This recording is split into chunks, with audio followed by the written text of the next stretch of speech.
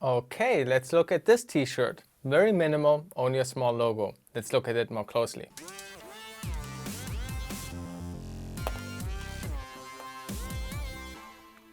As you can see, it's a rotary phone and it's a PXE t-shirt. Your call to make. And just barely you can see the fingerprints, I guess, on the numbers. And you can see 7E0, which is in hex 2016. So this t-shirt is from early 2016. At this point, you already know what PXE is like, and you also know that to go to PXE, you had to bring a research topic. And I believe the research topic that I brought to this PXE was about a project that I had actually been doing at work, but that work was publicly released. And this was a security audit for the Open Technology Fund looking into the app Smart Sheriff. Smart Sheriff was a government-mandated Korean application that had to be installed on phones of minors. When minors got smartphones, that app had to be installed. And it's a child protective app. It's intended for parents to then control the child's phone. They can, for example, lock the phone for certain times or prevent the execution of certain applications. So it's a parental app. And I do think parental apps are a good thing in principle. I believe nowadays Google and Apple have their own built-in parental stuff. And before I would use any third-party application, because that is very sensitive data, I would always trust the first-party solutions. But Smart Sheriff was one of those official apps that had to be installed. I mean, the law was basically that you have to have a child protective app on your phone, and that app was one of the applications that was supported and I believe paid for, at least partially, by the government. And a Korean activist human rights group was, I believe, in contact with CitizenLab from the University of Toronto. And together with the Open Technology Fund, they then got the money to pay a company to do a security audit. And I happened to be on that team. So we were looking into the security of this application, and it was disastrous, it was really terrible. And the report we have written was then used by that Korean activist group to fight against that law. Basically that it causes more harm than it actually protects the children. This was a really, really cool project, and it opened a lot of interesting doors for me. Because even though it started out as a work project that was paid, after that I was just personally very invested into this whole topic because I felt I was doing something positive in the world. I felt for the first time my hacking or IT security knowledge had positive impact onto something. And CitizenLab had a yearly event called the CitizenLab Summer Institute, where they would invite researchers and a lot of policy people and lawyer and I don't know, a lot of different groups. CitizenLab in Toronto is very prestigious, and it was an honor to be working with them and being also invited to come to the CitizenLab Summer Institute. I actually was invited 2 times. The first time to talk about Smart Sheriff, and then also a second time to talk about it. The whole research and especially the activist work by this Korean group just took a long time. It took a few years to push through the courts, I guess, in Korea or whatever. But ultimately, it actually had the impact that this law was changed. At least that's my understanding of those things. I was just a dude doing the technical analysis of this stuff. So I think I was at the CitizenLab Summer Institute in 2015 and 2016, or it was 2016 and 2017, something like that. And I don't have a t-shirt from the CitizenLab Summer Institute, but because it was the research that I also presented at PXE, and it was within the same year, I felt like this fits well with this t-shirt. I loved going to Toronto. This was always such a great trip. I loved the city, I loved the restaurants, and hanging out with the crowd from the CitizenLab Summer Institute was just so awesome. They are so nice people, they are so interesting people. And they were all on the forefront of fighting about human rights and digital rights.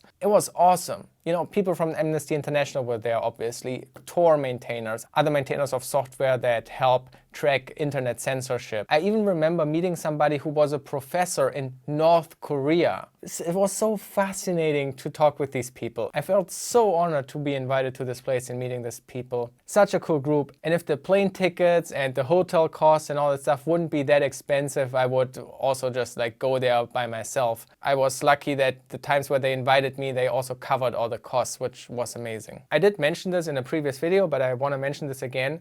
LiveOverflow existed at this time now. I just started with YouTube and Twitch, but these worlds were also very separate. On LiveOverflow, I did not talk about my research, I did not talk about the mobile apps, I did not talk about Smart Sheriff, and with my professional identity, Fabian, the professional pen tester and security consultant, I did not mention LiveOverflow or making videos, at least the first year. In a year later, the second time I went to the Citizen Lab, I actually was a bit more open with that, and I even asked people if I can interview them for maybe some videos. I thought about making videos about internet censorship. I recorded footage, but in the end I never got around editing those videos. So if you were one of the people I interviewed, sorry about that. But since then I also thought that maybe with LiveOverflow I could have additional positive impact by highlighting more of these researches that, for example, CitizenLab are doing. Of course, I would want it to be very technical. I always want my videos to be very technical in nature. So I did think about making videos where I closely collaborate with these technical people of when they analyze some kind of application, when they find out stuff about internet censorship or so, and how they technically analyze that. I think that has a place on LiveOverflow, but there wasn't just the right opportunity yet to do this kind of stuff. But all in all, quite an interesting point on the timeline. Participating in the Cybersecurity Challenge Germany, which would later, end up into the Alles CTF team and creating a non-profit for it. We have the start of LiveOverflow, which is obviously all of this here. And in my professional life, I had these opportunities to work with CitizenLab, and I've been now working professionally as a security consultant for around 2 years. I'm in the middle of my master's degree. Just so much going on. Oh, one thing I wanted to mention, about my anxiety and panic attacks that I had.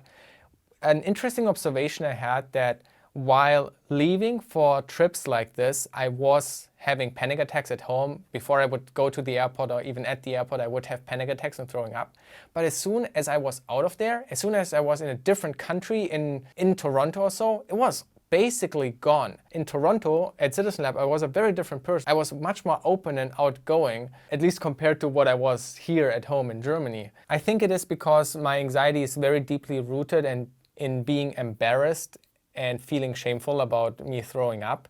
And I think in different environments, especially very different language outside, a different country, it just made me immediately feel much more comfortable, and this fear of embarrassing myself in front of these people wasn't that big. So not only did I enjoy these trips just of the opportunity and amazing thing they were, but they were also almost like vacation and holiday from my anxiety. And that always reminded me how my life could be if I didn't have anxiety. So at this time I also slowly was looking into therapy. I've kind of finally accepted that I have a mental issue. But if you know the German system, it takes a bit ages to get a therapy spot. And then the therapy spot I got was not good. I didn't like this person. I actually never finished all my therapy lessons. But the Technical University of Berlin also had a psychiatrist or a person there you could talk to if you have issues in that area.